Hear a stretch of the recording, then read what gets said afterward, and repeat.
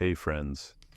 You pull the blanket over your shoulders and feel the softness gather like fog around your chest.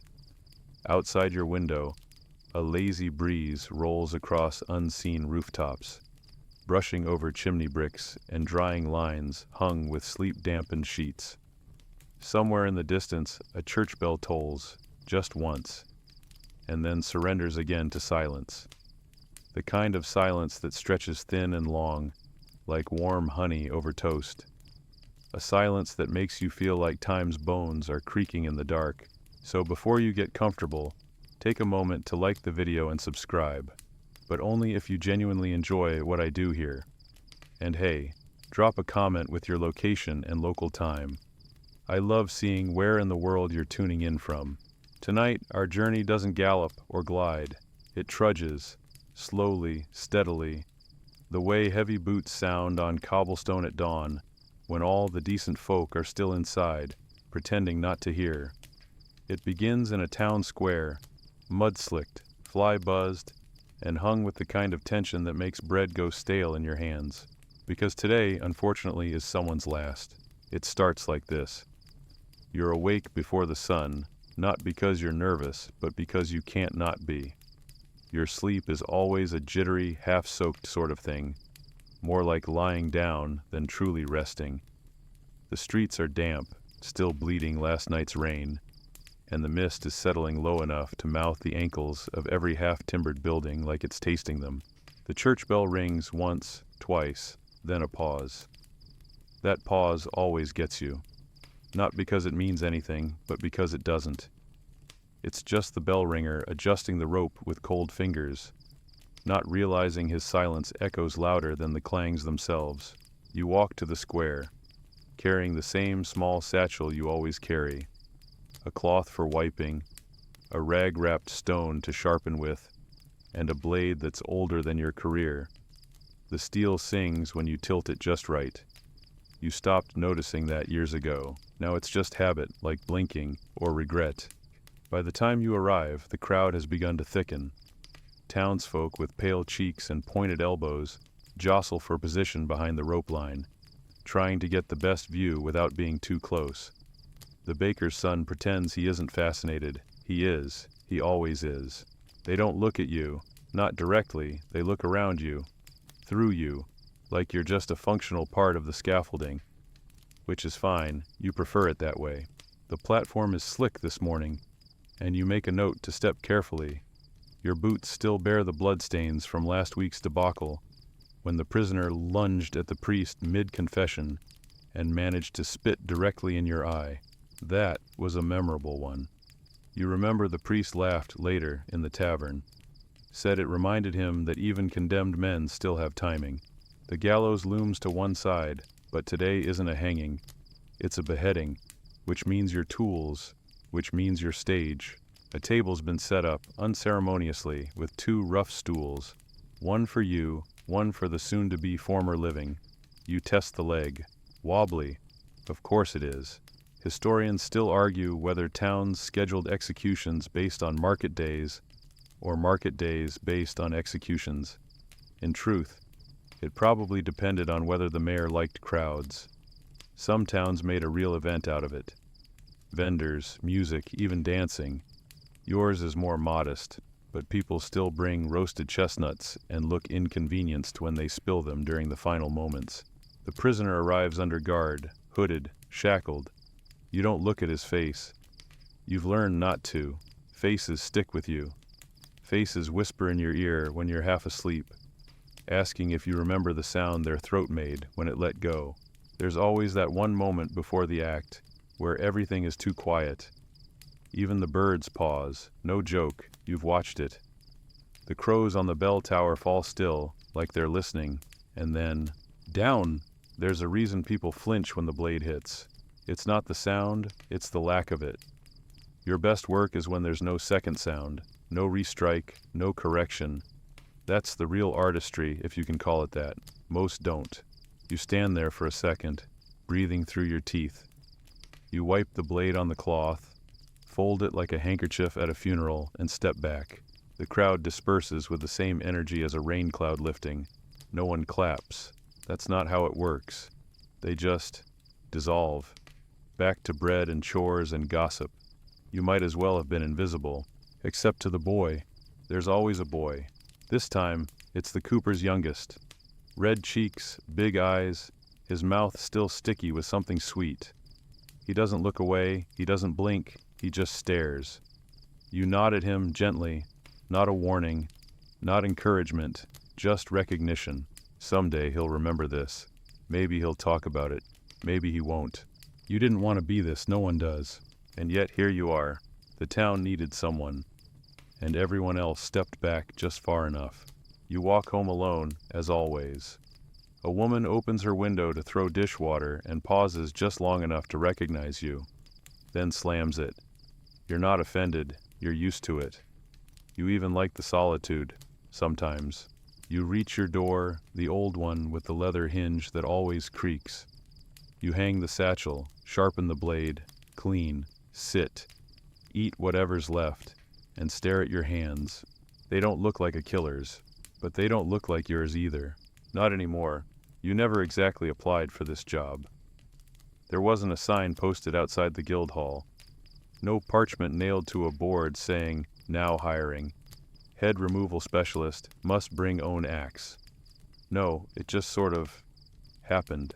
For a surprising number of executioners throughout history, that's how it went. One moment you're cleaning stables or serving drinks, and the next, you're the only guy in town strong enough, or unlucky enough, to carry out a sentence when the official executioner dies of dysentery, or drunkenly falls off the gallows, or runs off into the woods, never to be seen again. In some places, like the Holy Roman Empire, it wasn't a job, it was a lineage, passed down like bad china. Your father was the executioner, so now you are. A profession you couldn't escape, like a family curse wrapped in a tax exemption. Whole bloodlines were defined by it. Your kids, your grandkids, all branded by the sharp edge of your work. That sword wasn't just symbolic, it was practically hereditary. And there's no training manual, no executioning for dummies. If you were lucky, you learned by watching. If you were unlucky, you learned by doing. Usually after the last guy messed up and got thrown out by the town council. Imagine being promoted to lead executioner because the previous one missed and accidentally whacked a nobleman's dog. That happened once in York. The dog had a tiny cloak and everything. Historians still argue whether certain towns deliberately chose outsiders for the role to avoid tainting local families. Others think local authorities picked someone close by just to avoid travel costs. Whatever the reason, nobody ever lined up eagerly for the privilege. Once in a while, some folks did volunteer, but those stories rarely end well. There's a kind of person, usually with wide eyes and a suspiciously sharp grin, who thinks swinging a blade will make them important, respected, feared. That's the dangerous type, and not just to the condemned. In most cases, you got the job because someone needed to do it, and you didn't duck fast enough. You remember your own moment, vividly. You'd just been cleaning out the back room at the alehouse when the mayor's man came knocking. Said the position was open, said it was urgent. You laughed. He didn't. Then he slipped a silver coin into your palm and whispered, "It's one strike. You'll be done before the bread cools." As if that made it simple. The worst part, you weren't even the first choice. You weren't even the fifth. But the last guy they asked got so sick he couldn't stop shaking, and the one before that fainted while trying to carry the axe. So here you are. Some towns held ceremonies when the new executioner was appointed. Odd little rituals, half-baked and full of contradictions, like dressing the candidate in robes while refusing to let him sit inside the church. You remember yours. A rushed, whispery exchange behind the chapel, where two aldermen thrust a scroll into your hand and told you not to make a mess. And just like that, you had a title. Executioner, headsman, blade bearer, cleaner of sins. That last one sounds dramatic, but really, it's just another way of saying, someone has to do this. You try not to think too hard about your first. Everyone remembers their first. The weight of it, emotional, not just physical. The sweat. The disbelief in the condemned man's eyes, mirrored in your own. He asked if you'd done this before. You lied. He said, make it quick. You tried. You weren't quick. There's a strange rhythm to the work. Not just the act itself, but everything around it. People start looking at you differently. Vendors wrap your purchases in extra cloth. Tavern stools suddenly have more space around them. Even the town dogs hesitate before sniffing you, as if they know. You're not quite part of society anymore, but you're not part of it either. Like a splinter no one can remove. You're still invited to things, technically, but only because not inviting you would be worse. At markets, conversations die mid-sentence when you approach. Eyes dart. People cough into their sleeves and pretend to count potatoes. One man once dropped his chicken when you walked by. Didn't pick it up. Just walked away like the chicken had exploded. You learn to live at the edges. Quiet corners, half-shaded porches. The alleyways where cats nap on broken barrels and no one bothers you because they'd rather not look you in the eye. There's this one girl, Marna. You met her years ago, before all this. Used to sell you cheese and smile like it wasn't work. She still smiles sometimes, but there's a little flicker behind it now. Like she's trying to remember if you were always this person, or if she just missed something. You want to tell her you're still you. That the job didn't change you. It just wrapped around you like a damp coat, but you don't. Because deep down, you're not sure she'd believe it. And part of you isn't sure it's true. Still, you carry on. Some days are easier. A quick job, a grateful sheriff, a little extra coin. Other days drag like a wet cloak, especially when it's someone the townsfolk like. Then you're not just the tool of the law, you're the enemy. The reminder that rules are rules, even when hearts say otherwise. And every time the same question clings to your boots as you trudge home. If it wasn't you, who would it be? Maybe someone worse, someone who likes it. You don't like it. You just do it. And you wonder, how many others across the centuries did the same? How many hands trembled under gloves? How many faces gritted teeth and hoped the second strike wouldn't be needed? Historians have uncovered ledgers, letters, even journals. And in those pages, the same tone echoes over time. Exhaustion, isolation, and a peculiar kind of resignation. Not pride, not horror, just endurance. One German executioner from the 16th century kept detailed notes on every execution. We're talking names, crimes, weather conditions, even the audience reactions. But what people don't mention is what he wrote at the bottom of nearly every page. Let God forgive what man commands. Not exactly confidence-inspiring. And yet that man held the job for decades. Respected, feared, forgotten, all at once. You wonder if someone will say that about you one day. But probably not. Most people won't remember. And honestly, that's a bit of a relief. Your tools aren't fancy. No velvet-lined cases or polished mahogany chests. Just a satchel. Brown, stained, leather, older than the magistrate's wig, and twice as worn. It smells like oil, iron, and a hint of old bread. You'd think the scent of death would cling to it more, but honestly, steel wipes cleaner than guilt. Inside, 3 blades, all hand-ground. 2 for show, 1 for certainty. A cloth bundle holds a pair of gloves, fingers stiff from too many winters, and the dried salt of your palms. There's a whetstone worn to a soft oval, and a folded kerchief someone once embroidered with "Blessed Hands" in bright red thread. That someone left town years ago, probably for the best. You've heard people whisper, half in jest, half in fear, that executioners keep strange charms in their kit. Pieces of the dead, lucky bones, maybe a tiny vial of graveyard dirt. You don't. You're practical. Superstition is for people who can afford it. Your charms are sharpened edges and reliable balance. Still, you do keep one odd thing, a mask.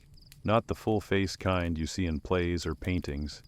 This one's more like a thick leather hood with slits for breathing and a narrow fold for vision. It doesn't make you look fearsome, it makes you look tired, like a horse with blinders. You've only worn it twice. Both times were complicated. The second was when the prisoner turned out to be someone's cousin. Not your cousin, mind you, but close enough that the crowd went quiet the moment his name was read. You didn't want him to see your face, or maybe you didn't want to see his. Historians still argue whether executioners commonly wore masks. The truth is, it varied wildly. In France, some wore elaborate hoods during festivals. In England, most went barefaced, their identities already common knowledge. And in Italy? Well, in Italy, fashion bled into everything, including death. But you'll tell anyone who asks, the blade matters more than the mask. Speaking of which, let's talk about the blade. Your axe is nothing like what people imagine. No cartoonish double-headed monstrosity. No decorative engravings. Just a single crescent of steel, honed and heavy, with a wooden haft that creaks when the humidity rises. You call it Mother. Not out loud, of course, that would be weird. But the name fits. She's temperamental but reliable. Loud when she needs to be, and impossible to ignore. Then there's the sword. Not ceremonial, not delicate. This thing is massive, like it was forged out of a grudge. It's long, slightly curved, and balanced enough that you can feel its hunger when you lift it. You don't use it often, mostly on nobles when appearances matter. There's something about a sword that feels cleaner, fancier, like you're doing them a favor, even when you're not. Lastly, the backup. A hatchet, small and vicious. Not for the head, for emergencies. The kind no one wants to talk about. You've only had to use it once. Let's not dwell on that. Most people assume your gear is kept in some locked chest, hidden away. It's not. You keep it under your bed. Not because you trust the townsfolk, but because you don't trust them not to trust you. If something went missing, if a child snuck in or a prankster got curious, you'd never live it down. Or worse, you would live it down, while being pelted with cabbage on your walk to the square. There's a certain ritual to maintaining your tools. It starts with the grindstone, slow, rhythmic, with that high-pitched whine that makes dogs tilt their heads. You oil the blades afterward, careful not to cut your fingers. It's happened before. There's a scar on your left thumb that looks like a frown. You test the balance every few days, swinging in the backyard when no one's looking. Sometimes you use firewood. Sometimes you just trace arcs through the air, letting your muscles remember the weight. A friend once asked if that was morbid. You told him no, it was respectful, because if your tools are dull, someone suffers. And if someone suffers, that's on you. There's a myth that executioners were cruel, that they enjoyed the work, but most just wanted it done well, because a clean strike doesn't scream. A clean strike doesn't flinch or twitch or roll. A clean strike ends things. Some days the sharpening feels like penance. Other days it feels like prayer. And then there are the oddities, the strange jobs. Once, you were asked to extract a tooth from a hanging corpse. For science, the clerk said. Another time, they needed someone to remove a criminal's right hand before the execution. That day, you didn't eat, or sleep, or speak. Fringe stories float around too, like the tale of an executioner who used his tools to perform illegal surgeries by candlelight, or the one who had his blades blessed by a defrocked monk who insisted they sang when guilt was nearby. Nonsense, probably, but you still hum sometimes while you sharpen, just in case. There's one blade you've never used, a gift from a passing traveler who claimed to be between lives. It's short, with a black hilt and a line of runes you can't read. Feels cold even in summer. You keep it at the bottom of the bag. It's unsettling, like it's watching, but it's sharp, so you keep it. The townsfolk probably think you keep your gear gleaming because you're proud. Truth is, it's habit, like sweeping, or blinking, or breathing. You sharpen because it's something you can control. When your reputation rides on how straight your hand is, there's not much else you can depend on.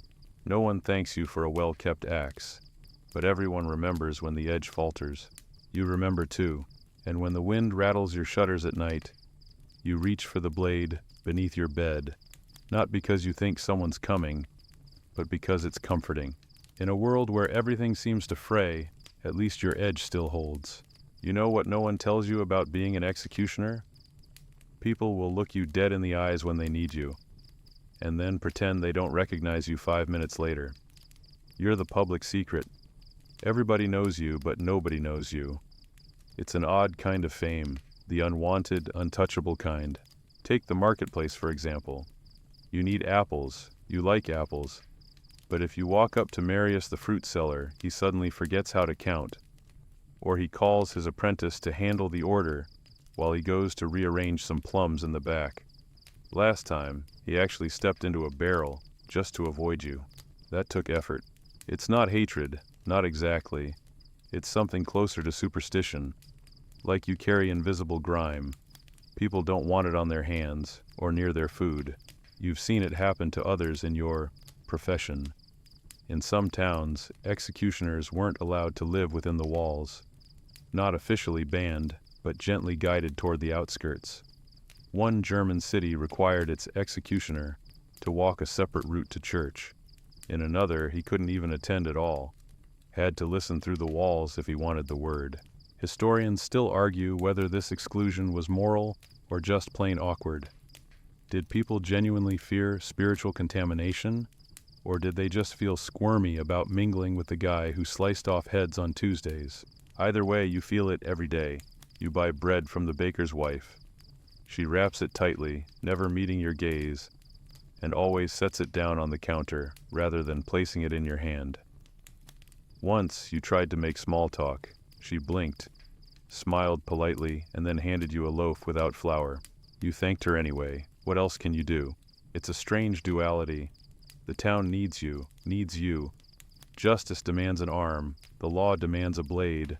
But when the work is done, they tuck you away like a bad dream, useful but unmentionable. You're the broom that sweeps the floor, but no one wants to see where it's stored. Children are bolder.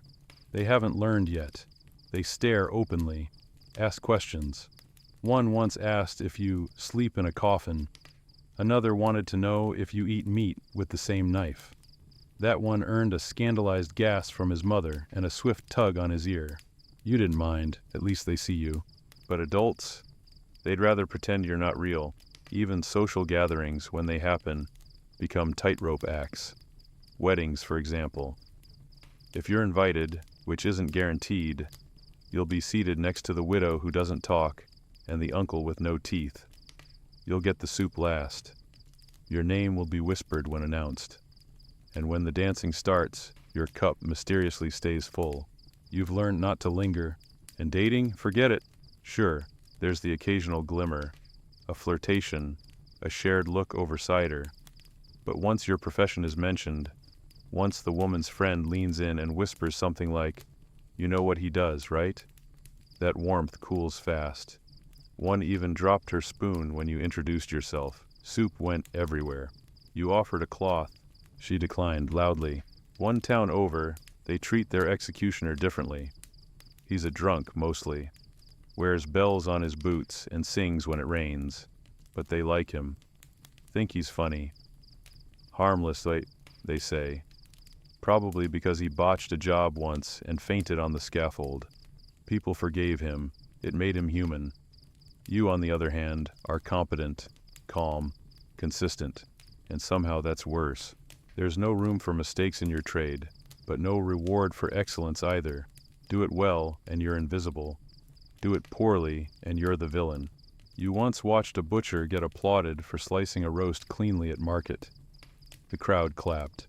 You couldn't help but laugh, just a little. The truth is, you're not alone. Across medieval Europe, this odd caste of untouchables existed in a limbo of social necessity. Executioners often married within their own kind. Other executioners' daughters, grave diggers, or, occasionally, midwives, cast out for unpopular outcomes. It became its own shadow society, complete with internal rules and alliances. Some were even famous. Like Franz Schmidt of Nuremberg, who kept a detailed diary of his work and was eventually pardoned by the emperor. His descendants became physicians, lawyers, even scholars, but most just disappeared, slipped between pages of history, known only by their task. And that's the weight of it. The idea that what you do becomes who you are. You're not Tom, or Elias, or Johann. You're the man with the axe, the whisper in the alley, the footsteps behind the platform. And even if you smile, even if you help old Anya carry her basket across the stream, they still flinch, still hesitate, still step aside. One time, during a fire in the stables, you ran in and dragged out 2 sheep and a frightened boy. People clapped. Someone called you brave. The next day, the boy's mother crossed the road to avoid you. Bravery, it seems, has an expiration date. Still, you do your shopping. You pay your taxes. You patch your roof when it leaks and refill the woodpile in the fall. You wave at the guards, nod at the priest, and try not to take it all too personally. But some nights, as you sit alone with your supper and listen to the wind scratch the shutters, you wonder what it would be like to be just a man, not a symbol, not a tool, just someone buying apples with no whispers in your wake. Your house is small. 1 room, 1 hearth, 1 bed that groans like a nervous horse every time you roll over. Nothing fancy. The walls lean a little when it rains. The chimney coughs sometimes. But it's yours and it's away, tucked beyond the main gate, past the tree line, where the smoke from your chimney doesn't mix with anyone else's. It wasn't always like this. You used to live near the mill, in a row of crooked little houses where neighbors shouted good mornings and borrowed spoons like it was currency. But once the town council gave you the official nod, once you became him, it didn't take long for landlords to tighten their smiles and hint about openings elsewhere. One even left a note, just a single line. It would be better for everyone. So now you live where the road forgets to go, a mile or so from the town walls, where moss grows over boundary stones and rabbits act like they own the place. It's not bad, honestly. Quiet, predictable, except when it isn't. Like the time someone left a chicken nailed to your door. That was a message. You're still not sure what it meant, but you cleaned it up, buried it behind the garden, and went on with your day. That's how you handle things now, with silence, with a shovel, with a sigh. Your closest neighbors are a retired tanner, half-deaf and wholly uninterested, and a family of crows that nest in the ash tree just past the fence. You've named them. The crows, not the tanner. He doesn't speak unless you bring him jerky. There's something about living at the edge that changes how you see people.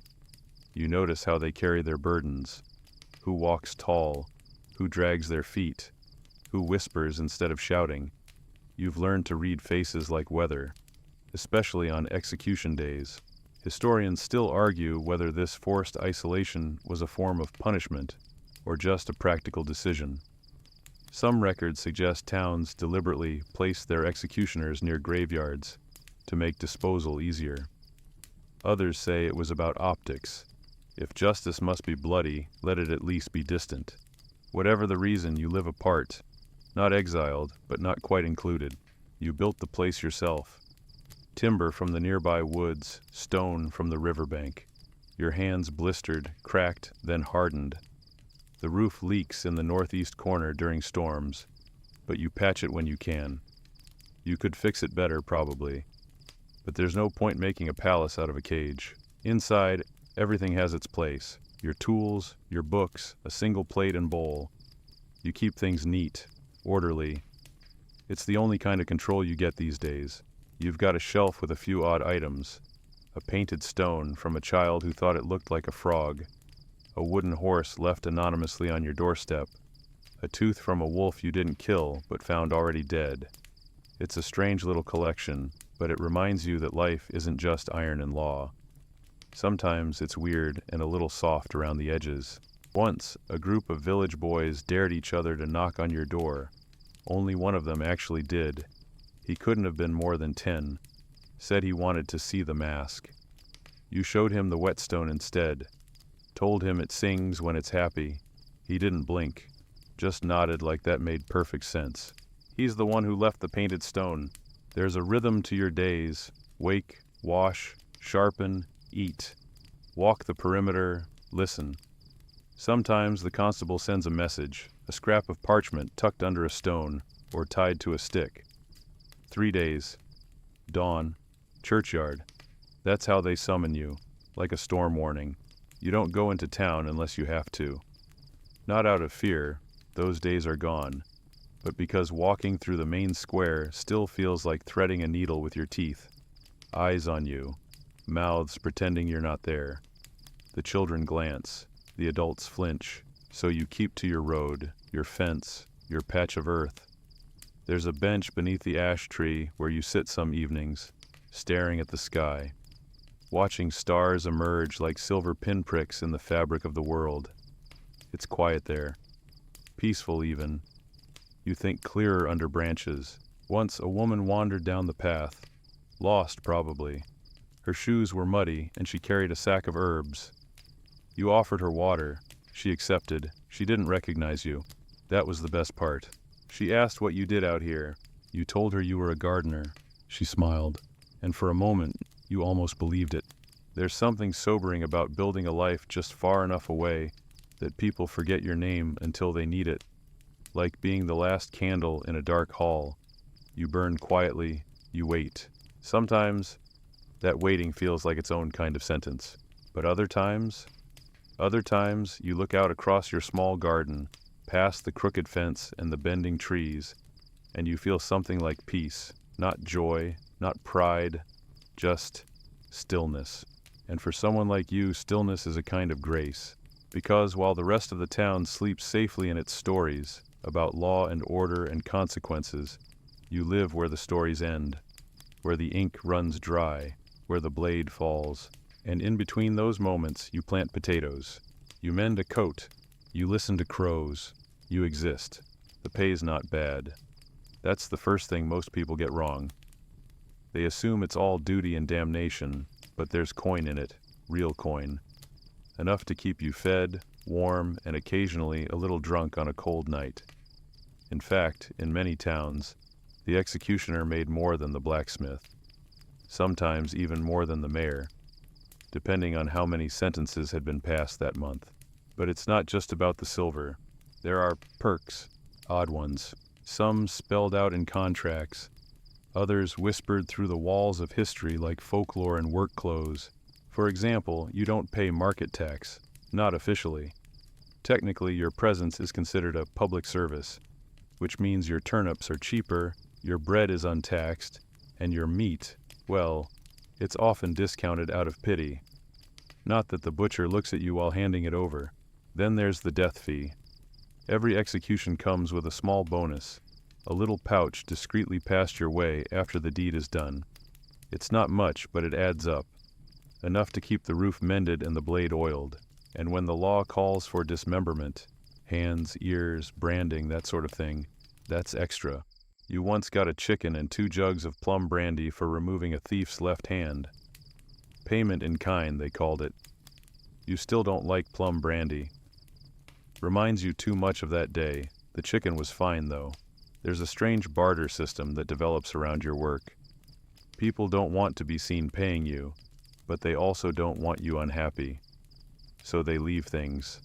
Salted fish on your stoop, a loaf of bread wrapped in cloth, a pair of socks hung over your fence post. You never know who leaves them, but you nod toward the village anyway. There's one old man who always brings you eggs, doesn't say much, just sets them down, tips his hat, and walks off. His son was sentenced 2 years ago. Theft. You did your job. No blades, just public shaming and stocks. You were gentle. You think that matters. Historians still argue whether this mixture of salary and quiet gifts elevated executioners, or just confused them. Some say it blurred the lines between punishment and patronage. Others suggest it was a way to soothe guilt, paying you so they didn't have to look at what you were really doing.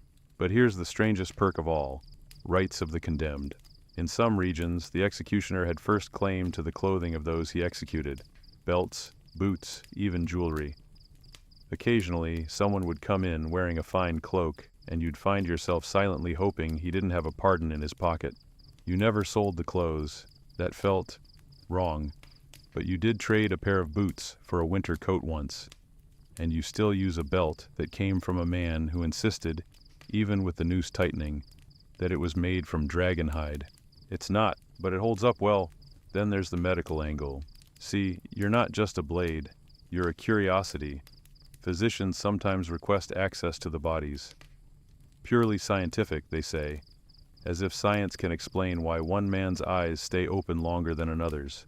You allow it, for a fee. You've watched them poke and prod, sketching bones and muttering about phlegm and bile. And sometimes you're the physician. People come to you with injuries they're too embarrassed to show the barber surgeon. Wounds from fights, rashes from herbs, burns they won't explain. You've stitched a dozen villagers in the last year alone. Your hand is steady, your knife is clean. That's all they care about. One woman brought her daughter to you, crying, fever, bad lungs. You held the girl's hand until she stilled, dug the grave yourself. No payment was ever discussed, but weeks later you found a bundle of lavender tucked under your doorstep, wrapped in red wool. Sometimes there's payment in trust, other times it's just silence. You've considered leaving, taking your tools and walking, finding some distant village where no one knows your face or your hands. Starting over, but the road is long, and reputation travels faster than feet. Besides, some part of you feels responsible, like you've signed a contract with the very idea of justice, and that contract is written in sweat, blood, and the small comforts of a life lived just outside the firelight. Still, it's a life. You keep chickens, sell their eggs to the tanner's niece. She doesn't flinch when she sees you. You like her for that. You mend your clothes, brew your own cider. Sometimes, when there's no work, you take your tools apart just to clean them. Not because they're dirty, but because it reminds you that you can. That something can be disassembled, understood, and put back together. Your perks don't make you rich. They don't make you happy, but they make things possible. And sometimes that's enough. No matter how sharp your blade, there's always the chance of a bad day. And when your bad day involves someone's neck, people remember. You've had a few close calls, everyone does. The blade catches wrong, the wood shifts, the body moves when it shouldn't. Once, the stool wobbled under the prisoner just as you swung. Your edge missed the clean mark by an inch and caught the jaw instead. The sound was something between a snap and a wet crunch, and it still revisits you in dreams you don't talk about. The worst part? The audience gasped, loudly. You heard it, you felt it. That gasp has weight, it lingers, and the second strike, no matter how quick, is never quiet. People say they want justice, but what they really want is efficiency, neatness, closure, one swing, one drop, one nod to the heavens. They don't want reminders that you're human, or that their so-called justice system sometimes balances on a knife's edge, literally. Historians still argue whether executioners were trained enough to ensure consistently clean executions. Some towns tried to formalize it, offering apprenticeships, schedules, techniques. Others just handed you a blade and said, "Good luck. Either way, when you miss, it's your fault." Even if it isn't. You remember another time, years back, a man who'd been sentenced for something serious, arson maybe, or murder. You can't remember now, but what you do remember is his posture, proud, defiant. He didn't kneel easily. You had to push him down, gently but firmly. Your hands shook, just slightly. The swing felt good, solid, clean, but the crowd murmured. Turns out, someone had bribed the carpenter who built the platform. The body didn't fall straight. It hit the edge, rolled, and knocked over a candle someone had left on the rail. The wax splashed, and a woman shrieked as it landed on her dress. You got blamed for all of it. For the faulty platform, the wax, the shriek. Even though your cut was perfect, the town remembered it as the clumsy one. A small disaster that became your shadow for months. You notice something odd after a botched job. People look at you more, not kindly, just more. like they're watching to see if you'll flinch, if you'll run, if your eyes will crack open and spill whatever's inside.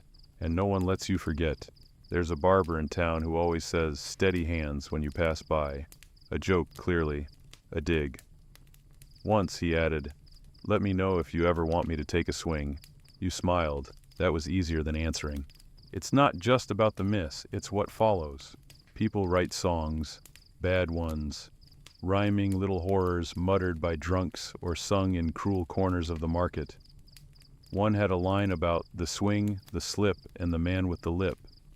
You still don't know what that means, but it made the butcher laugh so hard he choked. The shame doesn't hit all at once. It seeps in, quiet, like smoke under a door. You go home, you clean your blade, you sit with your hands in your lap, trying not to think of the weight they carry. You don't talk about it. Not because you don't want to, but because no one will listen. Not really. Even your tools feel heavier after a mistake. They rest differently in your grip. The whetstone squeals against the edge in protest, like it knows. Once you tried to train, practice. You set up logs in your yard, carved necklines into cabbages and melon rinds. Anything to refine your swing, to relearn your own rhythm. It helped a little, but there's no rehearsal for a body that doesn't want to die the way it's supposed to. There are legends, of course. Executioners who never missed, who split a hair mid-air or cleaved through bone like it was butter. You suspect they're mostly lies, or at least truths polished into myths. One such tale involved an Italian headsman who could decapitate 3 men with a single swing. He probably just tripped and got lucky. Still, some executioners were exceptional. Their names passed around like rare coins. One from Sweden supposedly performed over 300 executions and claimed only 2 needed second strikes. He never married, lived alone, was buried with his blades. You sometimes wonder what happened when he missed. Did he curse, cry? Did his town gossip? Or did he just walk home in silence like you do, counting the steps and wishing one of them would swallow him whole? And it's not just the mistakes themselves, it's the anticipation of them. Every execution has a hum, a nervous charge. You feel it in your shoulders, your knees, your teeth. Some days it's so strong you grind your molars until they ache. You've chipped one, haven't gotten it fixed. When you line up your blade, everything narrows. The world becomes breath and tension and distance. And you pray, not to hit the mark, but not to miss it. Because a clean strike means the town forgets your name by sundown. A bad one? You're in every joke, every whisper, every half glance. You're the one they talk about while chewing boiled cabbage. Your tools remember too. They don't forgive you, not the way they used to. A blade becomes temperamental after a bad strike. Or maybe it's just you, projecting. You blame the balance, the weather, the knot in the wood, anything but the hand behind the swing. But deep down, you know, it was you. It always is. So you polish, you sharpen, you recenter. You go out the next time hoping, no, demanding, that the edge finds its mark. Because if you fail again, well, there's only so many mistakes a town will let you make before they start wondering if the axe should swing your way. You wouldn't believe how many people tried to get out of the job. Or, depending on the kind of town and the decade, how many people tried to get in. Turns out, being an executioner wasn't always just a punishment. It was a trap, a legacy, and sometimes, strangely, a ladder. You weren't the first to wear the robe, and you won't be the last. Some folks get pulled into this work by bloodline, others by debt, others still by nothing more than bad timing. But how they handled it? That's where it gets interesting. You've heard of Johannes Rehart, the 17th century Nuremberg headsman. Famous, skilled, borderline revered. He dressed in black, wrote his memoirs, and executed over 300 people. He even kept detailed notes on their crimes, their last words, and, oddly, the weather. One entry mentioned that it was too warm for boots when he hanged a baker who'd shorted the Duke on flour. That's attention to detail. But for every executioner like Johannes, there was another poor soul who botched it, badly, and got chased out of town, or worse. Historians still argue whether the title of executioner came with real status or just unavoidable social exile.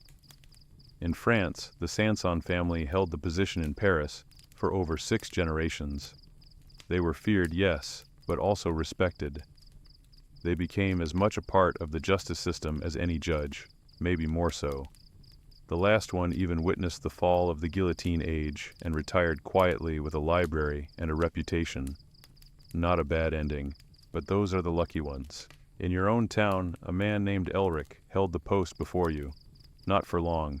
He lasted exactly 3 executions. On the 3rd, his hand trembled so badly, he couldn't lift the sword. The prisoner turned and spat in his face. The guards had to finish the job themselves. Elric was gone by morning, left his tools behind, no note. Just a dented helmet and a pile of bread crusts in the hearth. Some say he fled to the monastery. Others say the woods took him. No one really looked. And before him, a woman? Yes, her, Bryna. You've only seen her name on old ledgers and heard her story mumbled by elders who still chew their words before they say them aloud. She was said to be precise, silent, and utterly ruthless. Once beheaded 2 brothers in a single morning without saying a word. But her reign ended just as suddenly. Something about a nobleman's horse getting spooked and his wife fainting into a ditch. Apparently, it wasn't the execution that offended them. It was the fact that Bryna didn't apologize. The robe doesn't fit everyone, that's the thing.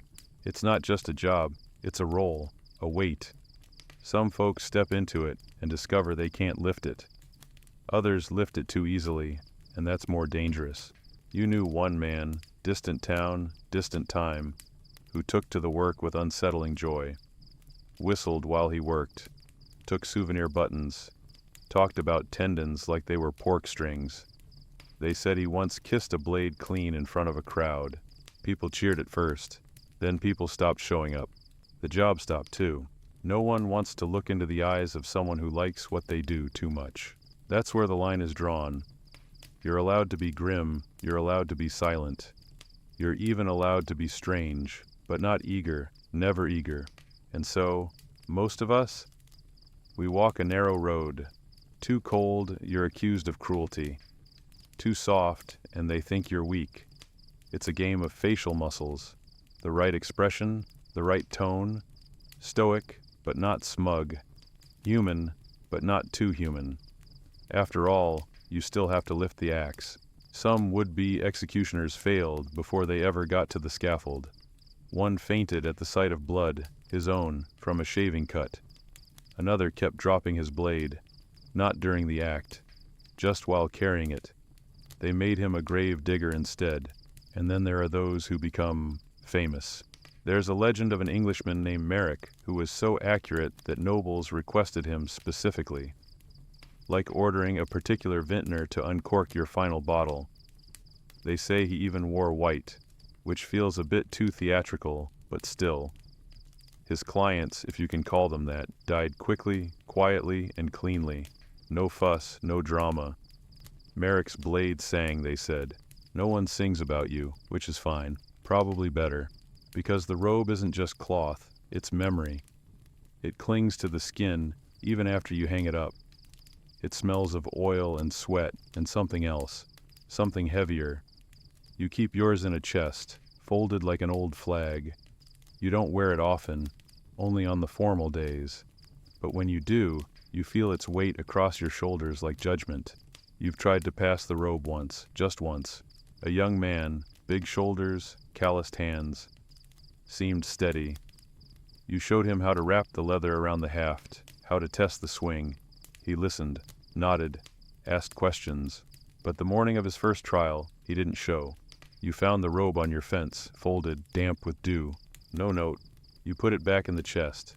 No one's asked since. It's strange. The more invisible you become, the more the robe becomes your second skin. You're no longer just a man with a name. You're a role. A silhouette in the corner of the square. The final punctuation at the end of a sentence. The robe doesn't fit everyone, but it fits you now. You didn't ask for that, but here it is. You wake, you sharpen, you swing. You endure. Children don't dream of becoming executioners. Not on purpose. You ask any child what they want to be when they grow up.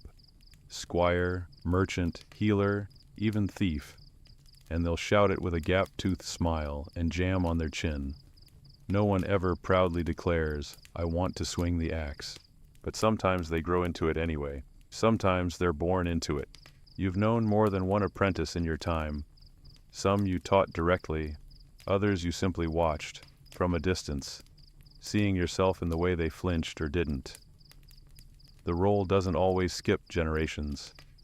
In more than a few corners of the continent, it passes from parent to child like an heirloom no one wants, but everyone's too afraid to lose. In your case, there was no child to inherit. But that hasn't stopped others from circling the role, intentionally or not. There was Emil, a boy from the far edge of town, son of a herder, and a woman who sold ash soap door to door. Quiet kid, always watching, not out of fear, but curiosity. One day he showed up on your doorstep with a wooden axe slung over his shoulder and asked if you needed help with the dead people. You didn't laugh, you just handed him a broom. He swept your floor for 3 winters straight, never asked questions, never flinched. And one day, without warning, he stopped coming. Just disappeared. Maybe his parents moved. Maybe he grew out of it. Or maybe the town whispered enough that he got the message. This path isn't lit for children. Still, every now and then, you find something small at the base of your tree. An apple, a carved wooden button, once even a feather tied with red twine. You don't know if it's him, but you hope it is. Historians still argue whether executioner families were respected in their own circles. Some claim they were wealthy enough to fund apprenticeships for their children, albeit in different trades. Others suggest entire towns grew up with a silent rule. The son will follow the father, no questions asked. In Strasbourg, they kept a record of executioner lineages going back 3 generations. Children raised under the swing of the axe learned the rhythms of the trade before they understood arithmetic. You imagine what that would be like. Growing up with the gallows as your backyard jungle gym, playing trial with your friends, practicing knots on turnips, listening to your father explain how to check the tension on a rope like he's reading you a bedtime story. Grim, sure, but strangely familiar. Children aren't blind to the world's edge. They see more than adults give them credit for. They see the way people shift when you enter a room, the way hands twitch near belt knives, the way silence lands like snow. And if they grow up near that silence long enough, they learn to stop being afraid of it. You met a girl once, Lena, daughter of a gravedigger, clever eyes, sharper wit. She used to sit just out of sight during the executions, not to gawk. She watched you, how you moved, how you folded your cloth after the strike, how you breathed. She asked once if you cried.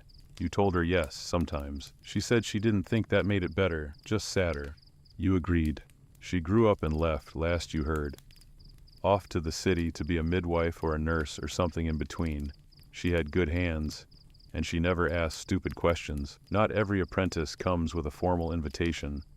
Some just hover around the edge of your life, soaking it in, picking up fragments. You wonder how many of them carry pieces of the role without realizing it. Quiet judgment, a steady wrist, the understanding that sometimes mercy has an ugly shape. Of course, towns don't like apprentices. One executioner is bad enough. A second one, a younger one, that starts to feel like a threat. Once, the mayor called you in and asked, politely of course, if you were training a replacement. You shrugged, said you were just teaching someone how to split wood. He didn't press further, but the message was clear.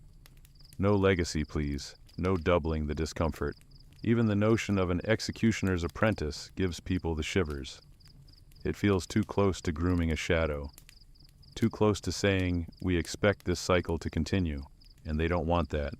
They want you to exist only when necessary, and to disappear just as quickly when the job is done. Training someone else makes it all feel permanent. And that's the one thing they can't stomach. But you still think about it. About what you'd pass on if anyone ever truly wanted to learn. The practical things, of course, angle, weight, timing, but also the invisible parts. how to breathe through tension, how to be still when people shout, how to walk through the market without wanting to scream. That's the real craft. Not the blade, the bearing, the silence, the solitude, the way you let the town press its fear into your shoulders and carry it like luggage you never packed. Maybe someday someone will ask to learn, and maybe you'll say yes. Or maybe you'll just hand them a broom. Let them start where all apprentices start, with the dust. You'd think an execution would be a grim affair. Whispered prayers, bowed heads, a stillness in the crowd like someone holding their breath underwater. But most days, it's a show, a performance, a production, a bit of civic theater staged in the open air with actors who never auditioned, and an audience that brings snacks. Yes, really, snacks. The square fills early. Children dart between legs, sticky with honey bread. Women with aprons stained from market stalls lean against wagons. Old men squint for the best angle, some of them drunk before noon.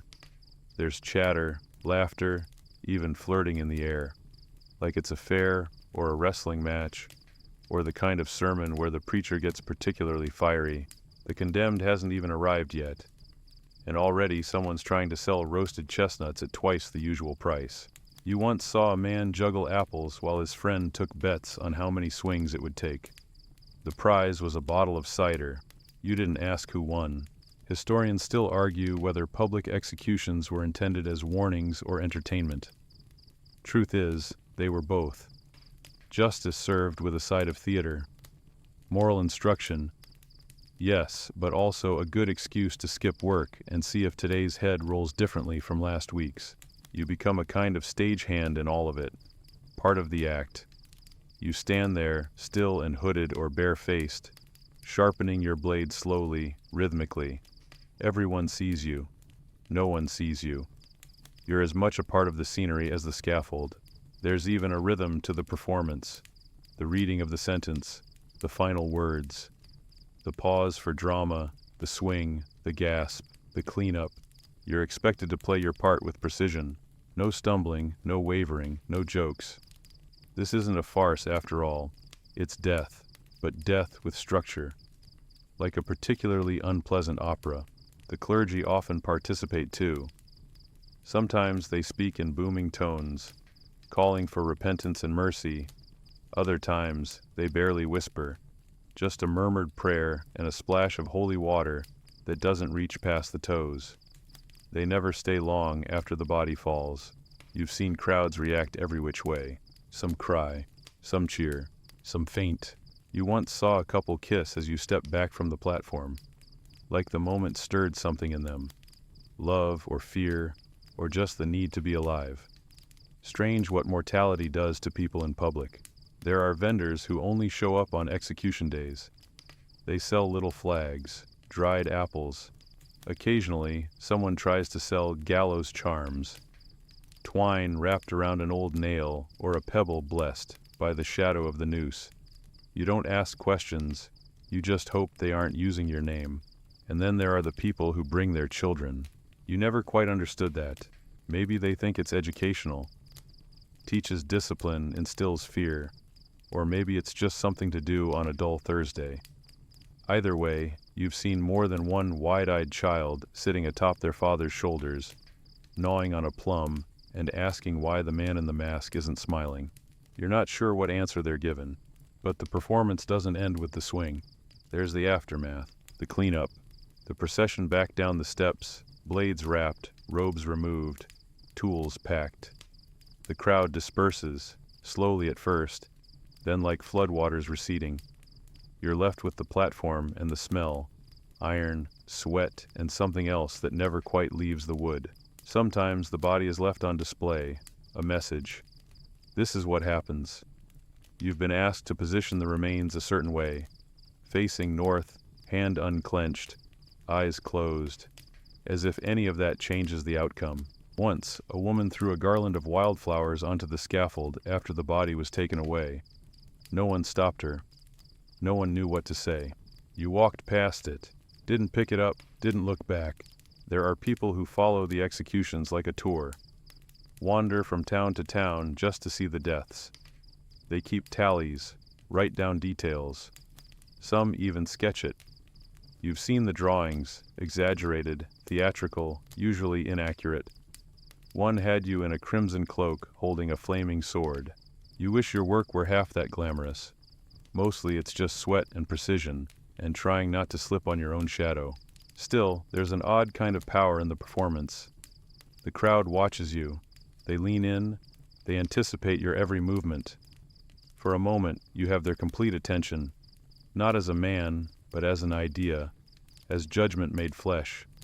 The moment your arm lifts, the world stills. That moment, it hums, and when it's done, they all pretend it didn't happen, or that it happened to someone else, or that you weren't there at all. You've seen the same faces come again and again. They never wave, never say hello, but they're always there. Some sit on the same crate each time. Some carry the same cloth to wipe their eyes. One man brings a loaf of bread and never eats it. Maybe they're looking for closure. Maybe they're waiting for justice to feel like justice. Or maybe they just want to watch the axe fall because it means they still stand. Whatever the reason, you play your part. Steady hand, quiet heart, blade at the ready. You're the final act of a script someone else wrote. And when the curtain falls, you pack up and go home. Alone as always. They don't talk about what happens after. Not really. Not in town halls or court records or whispered sermons. They speak of justice, of law, of order, but never of the space you go back to, once the axe is hung and the blood is rinsed. Because here's the secret. The sentence ends for the condemned, but not for you. You carry the shame, not theirs. Yours, it clings like the scent of iron under your nails. It's in the stiffness of your shoulders, in the silence of your footsteps, in the way you sit alone after supper and pretend not to hear the echo in your own home. Guilt is a patient tenant. It pays no rent and never leaves. Some say guilt is just a sign of conscience, that if you feel bad, it means you still have a soul. You're not so sure, because after a while the guilt doesn't sting, it settles, becomes something colder, heavier, a weight you carry without thinking, like the axe, like the robe, like the quiet. It's not every execution that haunts you, only some. The ones with eyes that don't blink, the ones who smile, the ones who say thank you. Those are the ones that slip into your sleep and whisper into your dreams, mouths moving without sound. You've had nightmares, of course you have. One in particular comes often. You stand on the scaffold, blade raised, but the condemned turns and it's you. Not someone who looks like you. You, bound, kneeling, watching yourself lift the axe, and you smile. That's the worst part. You smile. You wake up sweating, staring at the ceiling like it owes you an apology. Historians still argue whether executioners felt remorse, or if repetition dulled the blade of their conscience. Some letters hint at regret. Others show detachment bordering on cruelty. A few, rare, scattered, reveal something stranger, grief. Not for the condemned, but for the self.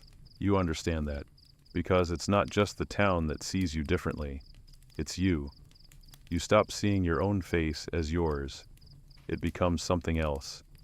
A mask you wear on quiet mornings. A performance you step into every time someone knocks on your door with news and a name. You wonder if they remember your name or just the job. The worst shame comes not from what you do, but what you can't undo. There was one execution, a girl, young, thief, they said. Maybe, maybe not. You were told to make it fast. You did. And afterward, you sat in your cottage for 3 days.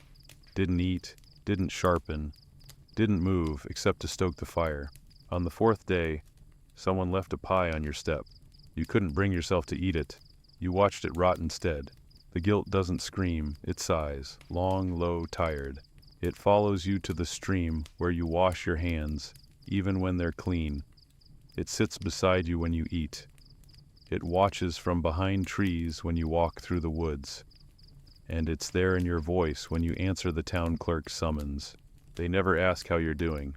They ask only if the tools are ready. You've tried to write it down a few times. What you feel, what you don't feel. But the words come out crooked, like spoons bent under pressure. There's no poetry in shame, no moral clarity, Just a long walk back home and a door that creaks like it remembers too much. The townsfolk pretend it doesn't bother them. But sometimes one will slip. A merchant who avoids your eyes. A child who points and says, "That's him." A constable who winces when you pat his shoulder. And the ones who defend you? They do it too loudly, too often. I hear he's very respectful. He never botched a single one. He doesn't like it, you know.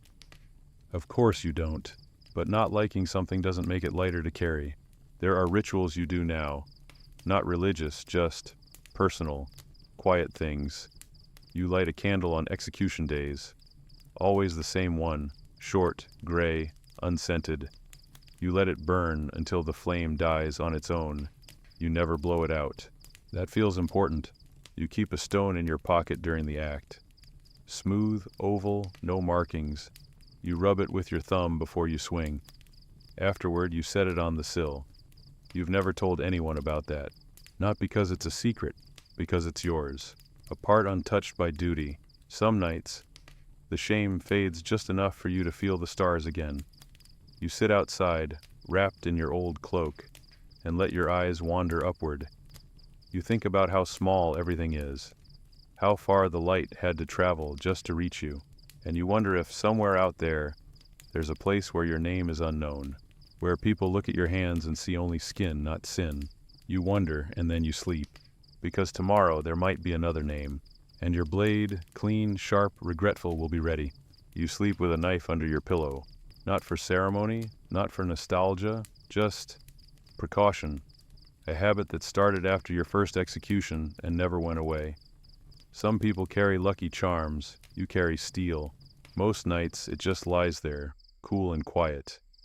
You forget about it until your hand brushes the handle in the dark. But on certain nights, those loud nights when the air feels like it's listening, you grip it without even meaning to. Because sometimes people don't forgive. They watch, they wait, they remember. You've been followed before, down long paths, around corners. Once through the forest near the well, where the trees lean in too close and the birds stop singing without warning. You turned suddenly, blade drawn, and found no one. Just the sound of breath. Not yours. It's hard to say if these threats are real or just shadows stitched by your nerves. But you know one thing for certain. The people you execute, they have families, friends, lovers, and even when the law is clear, grief doesn't care about justice, it just wants. And sometimes it wants you. Once a man threw a rock at your head in the market. It missed, barely. You never saw his face, just a blur of motion and the thud of stone hitting stall wood. People pretended not to notice. The constable offered to investigate. You declined. Another time, someone scratched a symbol into your door. Not a threat, not really, just a circle with a slash through it. Meaning unclear, intent obvious. You are marked, or maybe you are not welcome. Either way, you scrubbed it clean, then sharpened your axe. You've heard worse stories. In one town, the executioner's house was burned to the ground. He barely escaped. They never found the arsonist, but everyone knew who it was for. Another lost 2 fingers in a bar fight started by a man who insisted his brother was innocent. The executioner didn't swing the blade, he was just present. That didn't matter, because once your face is tied to a death, people start looking at you like you're death itself. Historians still argue whether executioners were targets of violence more than other officials. There's not much hard evidence, but the patterns are clear. Social shunning, property damage, accidental injuries.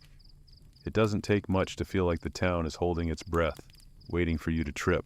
You keep the windows barred, not because you expect a mob, but because you've seen mobs. They don't start with fire. They start with whispers, little ones, passed hand to hand like kindling. Then someone lights the match. Your cottage is made of stone, but that's not always enough. You've trained yourself to listen differently now. Not just for footsteps, but for tone. For the sound of shoes pausing too long outside your door. For the silence after someone says your name. You know what tension sounds like in a voice, and when it's aimed at you, it's sharp, like everything else in your life. You sometimes think about what you'd do if someone came for you. Not in anger, not in vengeance, just inevitability. Some townsfolk might decide they've seen enough heads roll, that you've become more myth than man, and myths don't retire. They're put down, so you practice, in the backyard, in the woods. Quiet swings with the short blade, balance drills, reflexes. You keep fit not for vanity, but for survival. You can't afford to go soft. A drunk once staggered into your yard and started shouting about his brother. Said the wrong man had died, that the real criminal walked free. He never crossed the fence, just stood there barking. You let him finish, let the words rot in the air, then offered him water. He took it, then left. You never saw him again, but the water jug still sits on your shelf, a reminder that not all anger spills into violence, but enough of it does. You've grown used to scanning rooms when you enter, watching doorways, watching hands. You never sit with your back to the door, never drink anything you didn't pour yourself. You're not paranoid, just prepared. You know, deep down you're the last name on some people's lists. They smile, nod, trade coins in the square, but in their hearts they've carved a little ledger, and at the bottom there's a blank space that says, "When the time comes, him." So you sharpen, you listen, you sleep lightly, you trust few. Not because you enjoy it, because you have to. Still, there are moments, flickers, grace even. A widow once brought you soup, said her husband had been sentenced for theft, and that you'd made it quick. She didn't cry, just handed over the bowl and said, he was a fool, but he didn't deserve to suffer. You ate the soup, thanked her, she nodded and left. No more words were needed. And you've seen it in the eyes of the condemned, too. Some understand. They don't scream. They don't beg. They look at you, and they know. You're not there to punish. You're there to finish what someone else started. That doesn't make it easier, but it makes it cleaner. You don't relish the knife beneath your pillow. You don't want to be hunted, but if that day comes, you'll be ready. And if it doesn't, maybe one day you'll learn to sleep without the weight of steel beside your head. Maybe. But not yet. People have a way of turning you into something you're not, especially once you're gone. Time reshapes you, smooths your edges, wraps your name in shadows or turns it into a campfire story. One day you're a man with a job, the next you're a legend, or a monster, sometimes both. You've already heard them whisper, in the alleys, behind carts, over cider mugs. Tales about you, most untrue, some unsettlingly close to the truth. You've become something larger than the sum of your parts. Not just a man who carries out the law, but the embodiment of it. The blade, the black hood, the silent figure under the arch when the church bell tolls. And over time, stories creep in. A girl once asked if you sleep in a coffin. Another swore she saw your eyes glow in the dark. One of the baker's sons told a whole crowd at the market that you don't eat, don't drink, and live only on the breath of dying men. Creative at least. You don't bother correcting them. Myths are sticky. They outlast facts. Let them have their fables. It's easier than reminding people you like onions and your knees ache in the rain. Still, some of the stories bother you. There's one about how you can't be killed. That if someone stabs you, your blood turns to smoke. Another says you once laughed during an execution. Laughed so hard that the crowd fled before the blade even fell. You've never laughed on the platform, not once. You've barely even smiled. Historians still argue whether folklore distorted or preserved the humanity of medieval executioners. Some claim the myths were protective, ways for towns to make peace with what had to be done. Others say they were part of a larger attempt to isolate and other the people who held the blade. You lean toward the second. After all, it's easier to fear a story than to face a person, and fear, once it settles in, becomes habit. You've even heard old tales from villages far from yours, ones that make their executioners into demons, witches, cursed men, who grow taller with each kill. One story claims that after a certain number of beheadings, the heads begin to whisper from the sack, and only the executioner can hear them. You don't hear whispers, just the occasional echo of silence when the crowd forgets to clap and the wind carries a single gasp through the square. Still, You're not immune to the stories. They seep into you over time. You find yourself walking slower, standing a little straighter, breathing like someone watching themselves breathe. Sometimes you think, if you become the myth, maybe they'll leave you alone. Other times, you wish they'd just remember your name. Not the Blade, not the man with the hood, just you. There's a legend that still gets passed around during winter festivals. It's about a wandering executioner, a man in black who appears in towns that have lost their sense of justice. He carries a glowing axe, speaks in riddles, and disappears before dawn. They say he only comes for the wicked.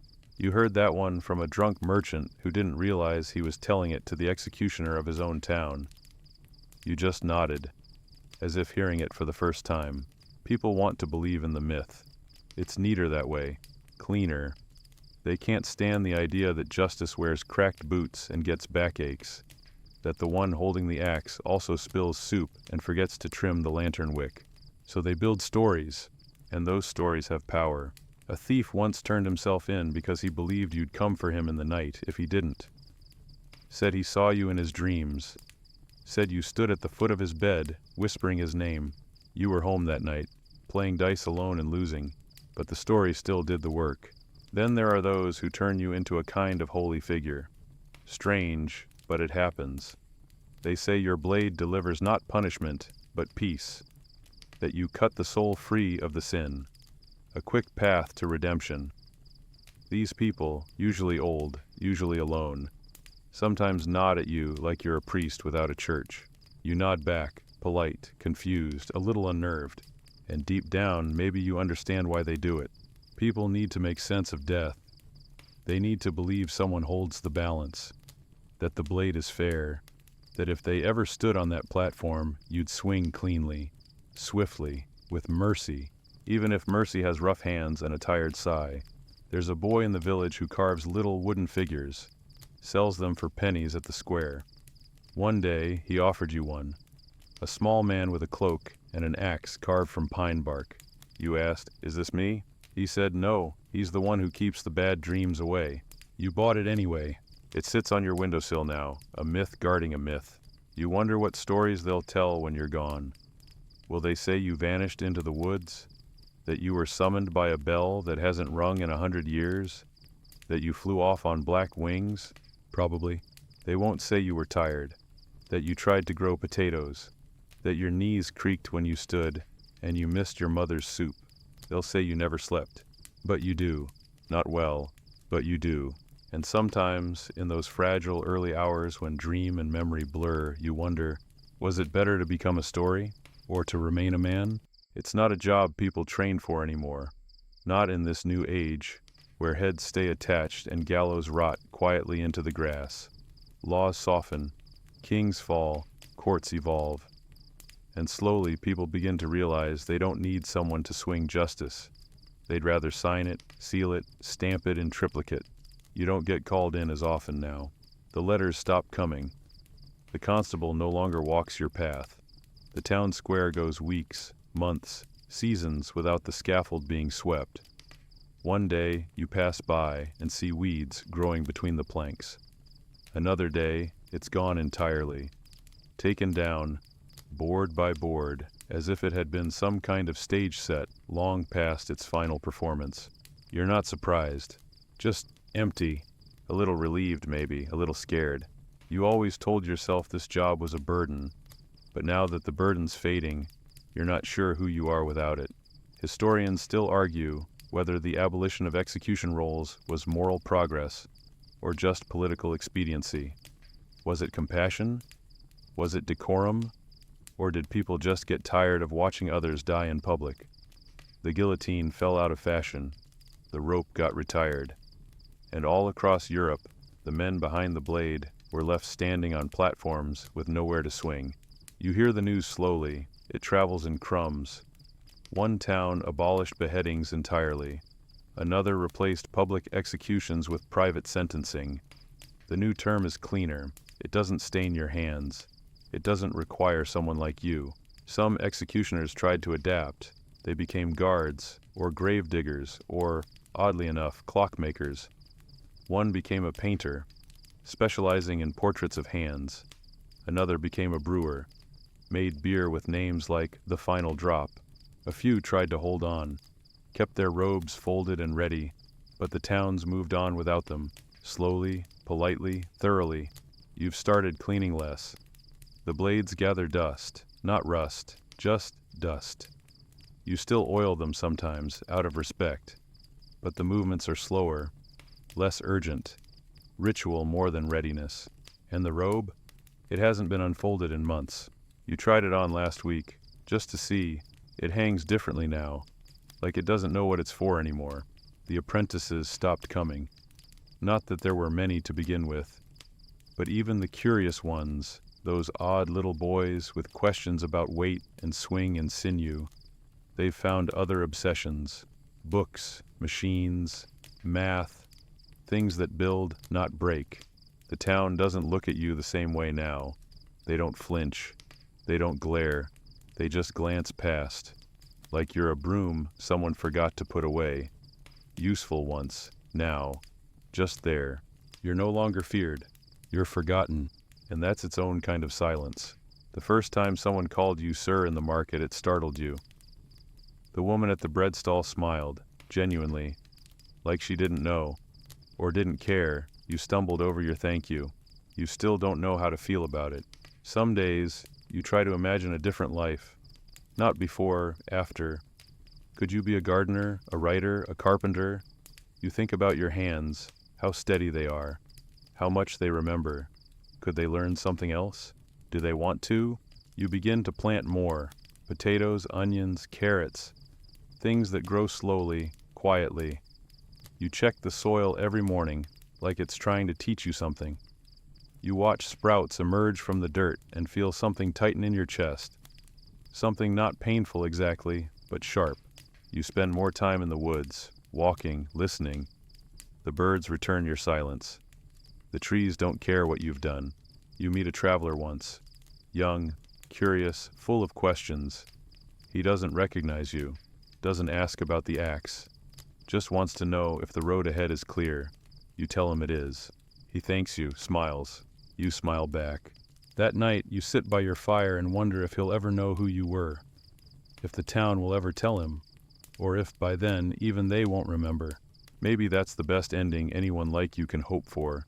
Not redemption, not applause, just vanishing. Slowly, quietly, like the edge of a blade sinking into its sheath for the last time. One day, you find a letter tucked under your door. No name, no signature, just 6 words. There is no more need. You read it twice, then burn it. Not in anger, in peace. You stare into the fire and feel something loosen. Something old and tightly wound. The kind of tension that only releases when you're sure, truly sure, that no one is coming to ask for you again. You sleep longer that night. Deeper. You don't dream of swinging. You don't dream at all. The axe stays on the wall now. You still sharpen it, maybe once a month. Not because you need to, but because there's comfort in the ritual. The soft grind of stone against steel, the scent of oil, the weight in your hand, familiar as your own shadow. But it's ceremonial now, a relic, a ghost of a former life. The platform is long gone. The square is just a square again.